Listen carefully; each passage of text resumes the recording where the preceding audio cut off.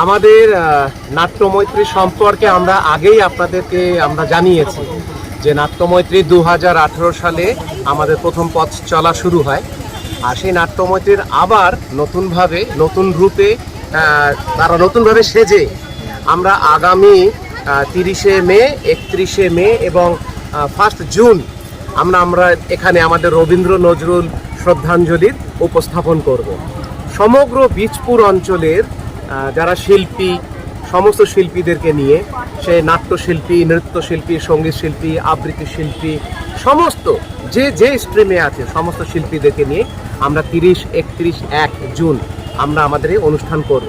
এবং তার সাথে থাকবে আমাদের হচ্ছে গিয়ে জয়ন্তিকা এবং সংবর্ধনা এবং হচ্ছে সম্মাননা। সেখানে উপস্থিত থাকবেন আমাদের নবনির্বাচিত মাননীয় বিধায়ক শ্রদ্ধেয় সুদীপ্ত দাস মহাশয় উপস্থিত থাকবেন এবং তার সাথে সাথে যারা গুণীজন আমরা তাদেরকে সংবর্ধনা করব এবং সম্মাননা জ্ঞাপন করব। একেবারে এই যে নাট্যমৈত্রী কবে আপনারা গঠন করেছিলেন? 5ই আগস্ট 2018 সাল, সেখান থেকে আমাদের পথ চলা শুরু হয়। তখন শুধুমাত্র বীজপুর নাট্যমৈত্রী সেটা ছিল না, তখন উত্তর 24 পরগনা, নদিয়া এবং হুগলি জেলার অনেক গ্রুপ নাট্যদল, তাদেরকে নিয়ে একসাথে আমরা পথ চলা শুরু করি। বিভিন্ন পারিপার্শ্বিক প্রতিবন্ধকতার কারণে আমাদের সময়ের সঙ্গে সঙ্গে আমাদের একটু থমকে যেতে হয়, কিন্তু পরবর্তী সময় আমরা আমাদের কার্যকলাপ নিজেদের মতো করে আমরা চলতে থাকি, করতে থাকি।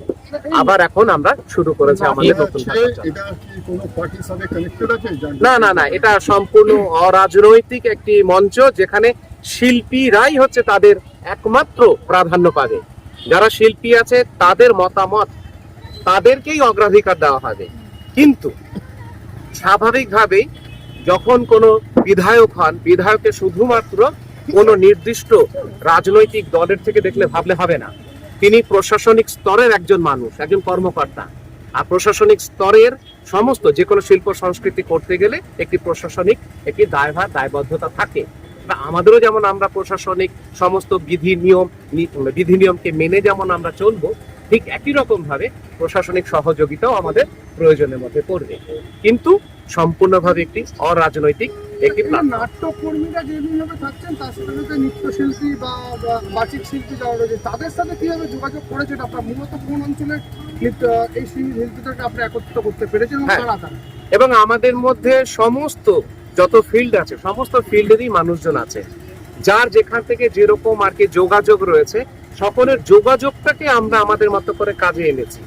সবাইকে এক জায়গাতে করবার জন্য আমার যদি কিছু মানুষের পরিচিতি থাকে, ঠিক একই রকম আমার সাথে যারা আছে এখানে আপনারা দেখতে পাচ্ছেন, এদেরও নির্দিষ্ট কোনো মানুষের যোগাযোগ রয়েছে। সেই যোগাযোগের মধ্য থেকে সমস্ত শিল্পীদেরকে এক জায়গাতে করা হয়েছে। এতদিন বন্ধ ছিল, কি প্রতিবন্ধকতা ছিল? নানাবিধ প্রতিবন্ধকতা। আপনার সামনে জানেন, অতীতের হচ্ছে গিয়ে যেরকম ভাবে নিজেদের কাছের মানুষ আমরা তাদেরকে নিয়ে শিল্প সংস্কৃতি চর্চা করব, আর আমাদের মনোভাবাপন্ন না হলে আমরা তাদেরকে দূরে সরিয়ে রাখবো, আমাদের এখানে সেটা হবে না। নাট্যমৈত্রীতে সমস্ত শিল্পী তারা জায়গা পাবে এবং তারা কাজ করবে। সব থেকে আমরা যেটা বলবো, আজকে তিনি মাননীয় বিধায়ক, তার আগে তিনি হচ্ছেন কি আমাদের প্রাক্তন সভাপতি নাট্যমৈত্রী।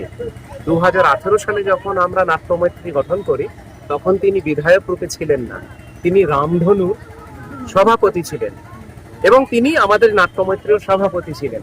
সেই সূত্র ধরে আমাদের কাছে যেমন বিধায়ক আছে গর্বের বিষয়, ঠিক একই রকম ভাবে তিনি আমাদের নাট্যমৈত্রীরও একজন এবং কাছের মানুষ। কবে শুরু হচ্ছে আর কতদিন ধরে চলবে? 30শে মে মানে আগামীকাল থেকে শুরু হবে এবং 1 জুন পর্যন্ত চলবে। অনুষ্ঠান সূচিতে কি থাকছে? অনুষ্ঠান সূচিতে আমি এটা একটু বলি, সেটা হচ্ছে সারা বীজপুরে প্রায় 250 জন শিল্পী, যাদের আমরা চিনি এবং বেশ কিছু মানুষকে চিনি না, যারা যাদেরকে আমরা বলি বক্স আর্টিস্ট, সেরকম বক্স আর্টিস্ট, এবং যাদেরকে আমরা চিনি না এরকম ধরনের বেশ কিছু আর্টিস্ট আছে।